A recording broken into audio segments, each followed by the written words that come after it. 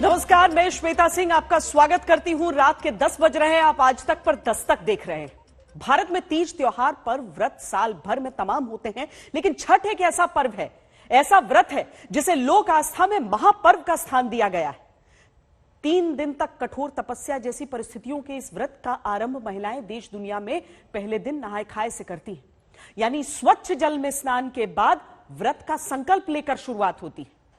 लेकिन देश की राजधानी दिल्ली में यमुना के जहरीले प्रदूषित पानी में स्वच्छता से सीधे जुड़े इस व्रत की शुरुआत आज व्रती महिलाओं को करनी पड़ी। जल की शुद्धता, ऊर्जा का महत्व के बीच सूर्य की उपासना के व्रत की शुरुआत सरकारों की कुनीतियों के प्रदूषण के बीच हुई।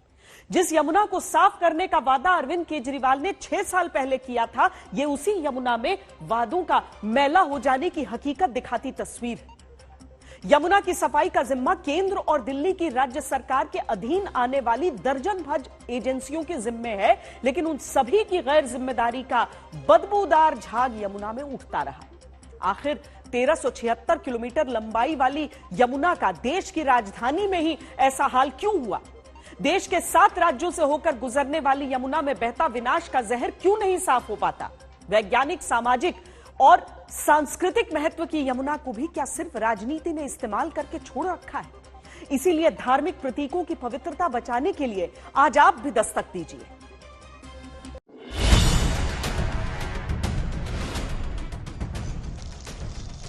छठ में एक दवा से कुछ नहीं होगा।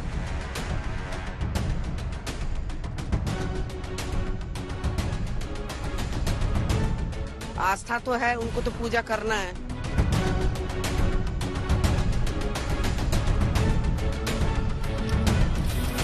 हमारे लिए पवित्र है।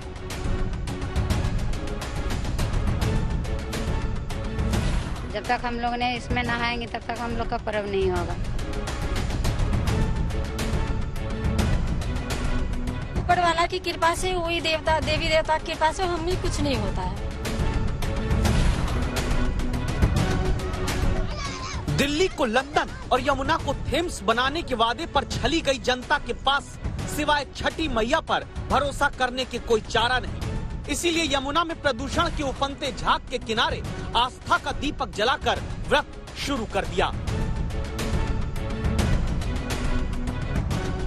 पर्व दुनिया में हजारों होंगे, महापर्व की पहचान सिर्फ छठ की है। नहाए खाए के साथ शुरुआत होती है। बहते जल में स्नान करके व्रत के संकल्प को धारण करके शुरुआत की परंपरा है। उसी परंपरा को निभाने के लिए व्रती महिलाएं यमुना में इस काले झाग के बीच स्नान के लिए लाचार हुई।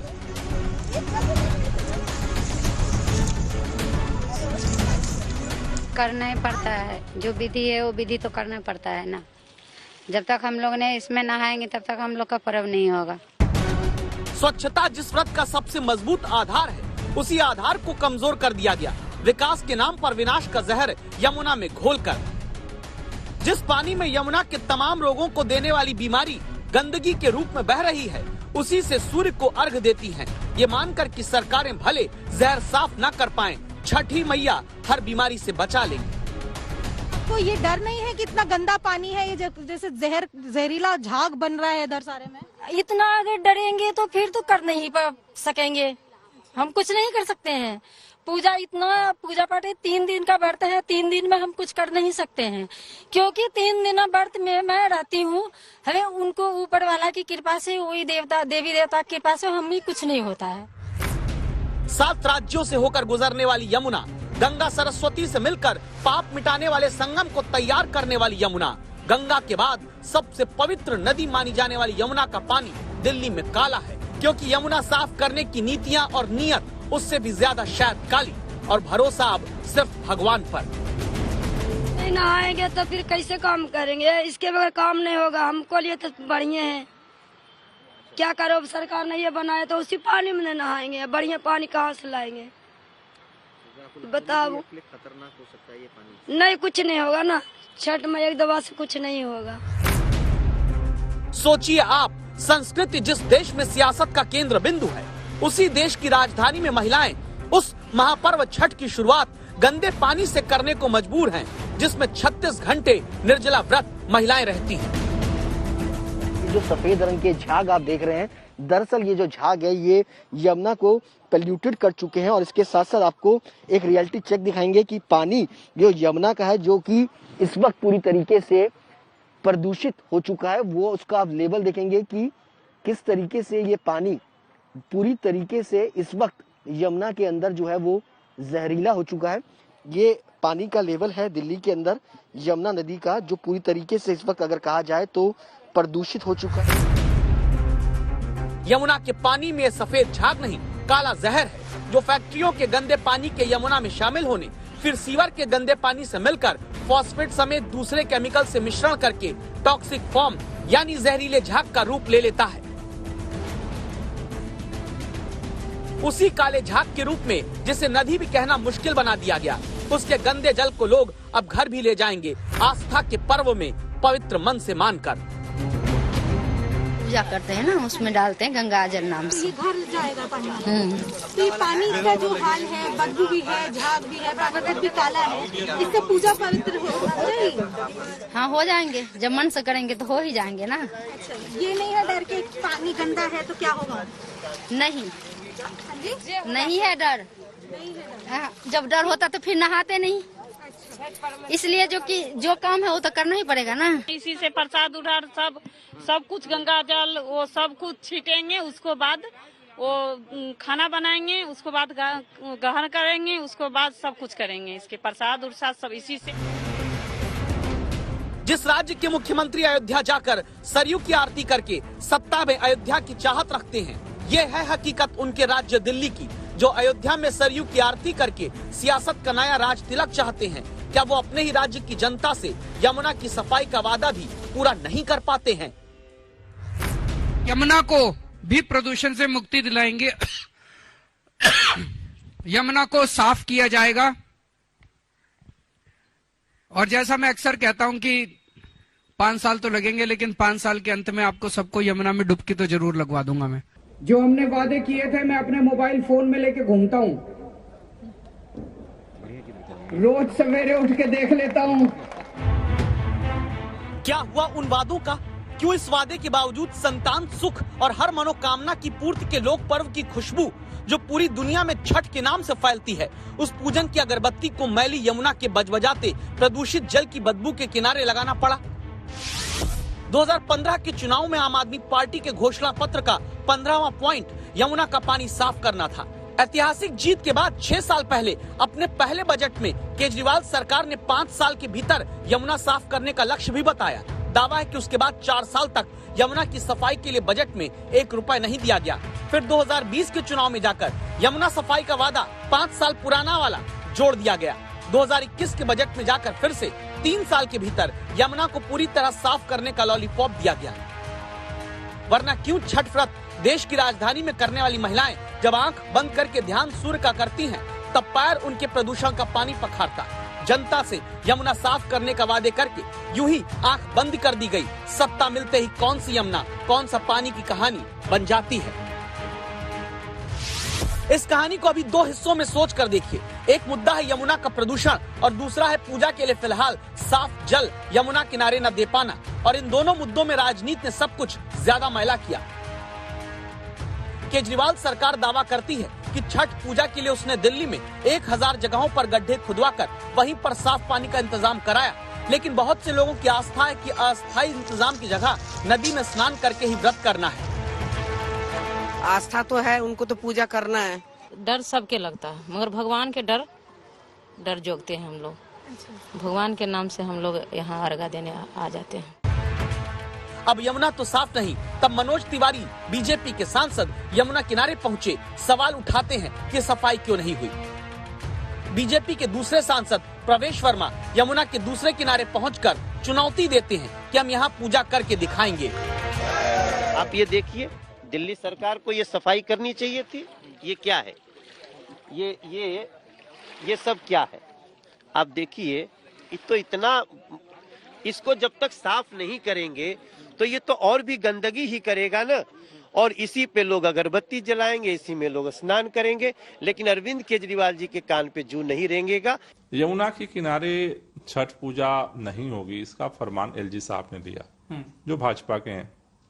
जमुना के अंदर जो पानी है, आज आपको जो पूरा झाग दिख रहा है, दिल्ली के लोगों ने पानी नहीं छोड़ दिया नया। जमुना के अंदर जो पानी अभी झाग वाला आया, हरियाणा से आया। जहरीला पानी हरियाणा से छोड़ा गया, जहां बीजेपी की सरकार है। तो पहले जो है घाट पे मना किया गया, फिर 2 दिन पहले जहरीला पानी छोड़ा गया हरियाणा से, जहां बीजेपी है, और बीजेपी के सांसदों को आज घाट पे पहुंचा करके बाइट दिलवाई गई। जब उनको वोट चाहिए तब तो आप उनकी वोट के लिए कोई भी झूठ बोल देंगे, और जब उनका त्योहार आता है तो पाबंदी लगा देंगे। तो ये तो बर्दाश्त नहीं किया जा सकता। राजनीति यही है। दिल्ली में यमुना किनारे अभी छठ पूजा पर रोक DDMA यानी दिल्ली डिजास्टर मैनेजमेंट अथॉरिटी ने लगाई। तय किया कि यमुना के किनारे छोड़कर कुछ तय जगहों पर पूजा होगी। DDMA के चेयरमैन कौन है? दिल्ली के उपराज्यपाल है। दूसरी तरफ दिल्ली में यमुना मैली है तो केजरीवाल सरकार उसका ठीकरा हरियाणा पर फोड़ती है, जबकि हकीकत में 1376 किलोमीटर के सफर में यमुना नालों के कारण सबसे ज्यादा प्रदूषित दिल्ली में ही है। धार्मिक प्रतीकों की पवित्रता बचाने की लंबी लड़ाई है। जिन्हें लड़कर साथ में लड़ना चाहिए वो यमुना पर छठ में ही लड़ते रहे। ऐसे में राजनीति को छोड़ क्या ये संभव नहीं हो सकता था कि फिलहाल गंदे पानी में पूजा की जगह शुद्ध जल का प्रयास किया जाता? अमित भारद्वाज, अनिशा माथुर और पंकज जैन के साथ सुशांत मेहरा, दिल्ली आज तक। उत्तर प्रदेश की राजनीति में दस्तक देने वाली खबर अब देखते हैं। संगीत में कभी कैराना घराने ने बहुत नामचीन लोगों को पहचान दी। अब 1 लाख की आबादी वाला कैराना दोबारा यूपी में चर्चा में है, जो 5 साल पहले हिंदू परिवारों के पलायन को लेकर सुर्खियों में आया था। इस बार उन्हीं परिवारों की घर वापसी मुद्दा बनी है। क्या सत्ता वापसी का द्वार बनेगा कैराना? कभी कैराना कस्बे में यहाँ के व्यापारी और यहाँ के नागरिकों को पलायन करने के लिए मजबूर करने वाले अपराधी आपने विगत 4.5 वर्ष के अंदर देखा होगा, स्वयं पलायन करने के लिए मजबूर हो गए। किसी अपराधी और किसी माफिया की हैसियत नहीं जो सिर उठा करके सड़कों पर चल सके, धमकी की बात तो दूर, दंगा भड़काने का प्रयास करेगा तो उसकी आने वाली कई पीढ़ियां भूल जाएंगी फिर कि कैसे दंगा होता है।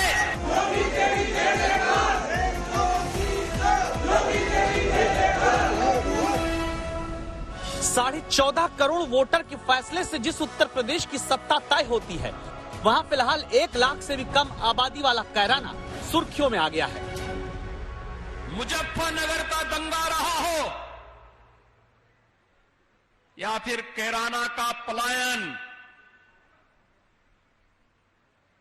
ये हमारे लिए राजनीतिक मुद्दा नहीं बल्कि प्रदेश और देश के आन मान और शान पर आने वाली आंच का मुद्दा रहा है। कैराना 2022 के चुनाव से पहले 21 में याद किया जाने लगा। हमें इतनी खुशियाँ हो नहीं सकती कभी भी। हमारा माहौल यहाँ का बिगड़ रहा था, संभल गया बिल्कुल। हम जीते थे जिस तरह जीव रहे ना दांतों के बीच में, ऐसे जीते थे, अब खुल कर जीते हैं।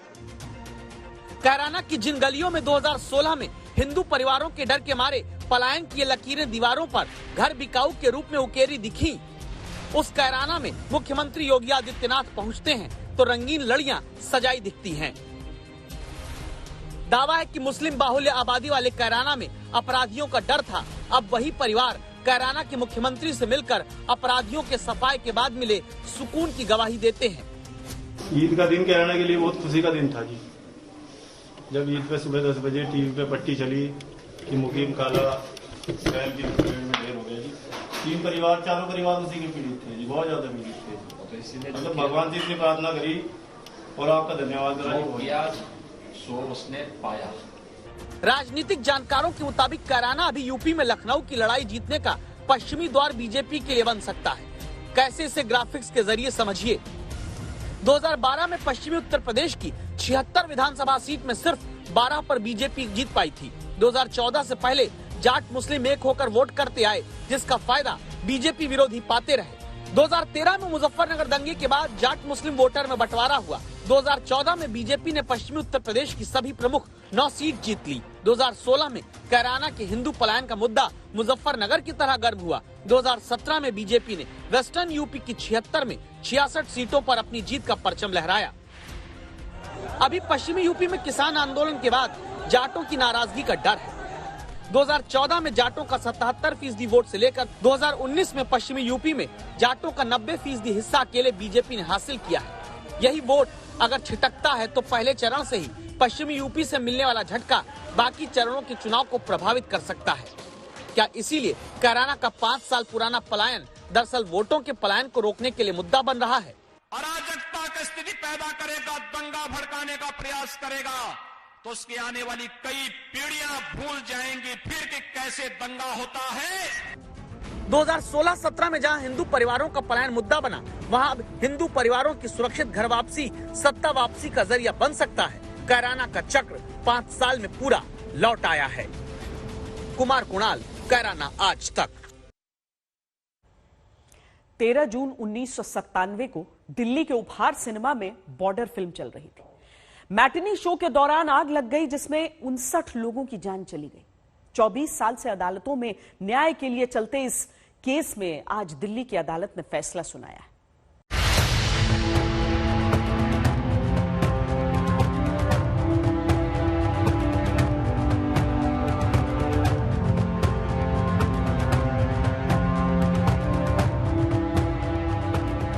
साल पुराने उपहार अग्निकांड मामले में सबूत मिटाने के लिए सुशील और गोपाल अंसल को दिल्ली की अदालत ने 7 साल कैद की सजा और 2.5 करोड़ के जुर्माने का आदेश दिया। लेकिन आज का ये फैसला दोषियों को सजा सुनाने और उन पर जुर्माना लगाने से कहीं ज्यादा बड़ा और ऐतिहासिक है, क्योंकि उपहार अग्निकांड का ताजा फैसला अंसल बंधु जैसे बड़े और ताकतवर लोगों की नींद उड़ाने वाला है जो कानून और न्याय का सम्मान नहीं करते। ये फैसला उन लोगों को बेचैन करने वाला है जो सोचते हैं कि वो पैसे के दम पर सजा से बच सकते हैं। ये फैसला उन लोगों के लिए भी चेतावनी है जो सोचते हैं कि वो अपने रसूख के दम पर कुछ भी कर सकते हैं। ऐसा क्यों है, उसे समझने के लिए 24 साल पहले चलिए, जब 13 जून 1997 को दिल्ली के उपहार सिनेमा में बॉर्डर फिल्म के दौरान आग लगी। सिनेमा हॉल में क्षमता से ज्यादा लोग बैठे हुए थे। इस वजह से 59 लोगों की मौत हो गई। 22 जुलाई 1997 को इस मामले में उपहार सिनेमा के मालिक सुशील अंसल और उसके बेटे प्रणव अंसल को मुंबई से गिरफ्तार किया गया। इसके तकरीबन 20 साल बाद 20 नवंबर 2007 को लंबी सुनवाई के बाद पटियाला हाउस कोर्ट ने अंसल बंधुओं को लापरवाही से मौत समेत अन्य धाराओं में सजा सुनाई। इसके बाद ये मामला हाई कोर्ट गया और अदालत ने अंसल बंधुओं की सजा 2 साल से घटाकर 1 साल कर दी। सुशील अंसल ने 5 महीने 20 दिन जबकि गोपाल अंसल ने 4 महीने 22 दिन जेल में काटे और सुप्रीम कोर्ट ने उन्हें बेल दे दी। ये देखकर उपहार हादसा पीड़ित एसोसिएशन से जुड़े लोग हैरान रह गए और सजा बढ़ाने के लिए उन्होंने सुप्रीम कोर्ट का दरवाजा खटखटाया। सीबीआई ने भी अंसल बंधुओं की सजा बढ़ाने की अपील की। 8 अक्टूबर को अदालत ने अंसल बंधुओं और अदालत के पूर्व कर्मचारियों को इस मामले में दोषी करार दिया था। आज अदालत ने सबूत मिटाने के इल्जाम में सुशील और गोपाल अंसल को 7 साल की जेल सुनाई और 2.5 करोड़ रुपए का जुर्माना भी लगाया। कोर्ट के पूर्व कर्मचारियों दिनेश चंद्र शर्मा, पीपी बत्रा और अनूप सिंह को भी अदालत ने 7-7 साल की कैद और इन तीनों पर 3-3 लाख रुपए का जुर्माना भी लगाया। पहली बार ऐसा हुआ है कि जो एक्यूज्ड कोर्ट में कोर्ट की एविडेंस से छेड़खानी करते हैं, एविडेंस को, सबूतों को डिस्ट्रॉय करने की कोशिश करते हैं और फिर एक्विटल सीख करते हैं, उनके लिए ये बहुत बड़ा धक्के की बात है। इस तरह जो उपहार कांड नियमों के उल्लंघन की वजह से हुआ, उस मामले ने समाज के सामने एक नजीर पेश की और इस बात में भरोसा जगाया कि सत्य विचलित हो सकता है लेकिन परास्त नहीं। आज तक ब्यूरो।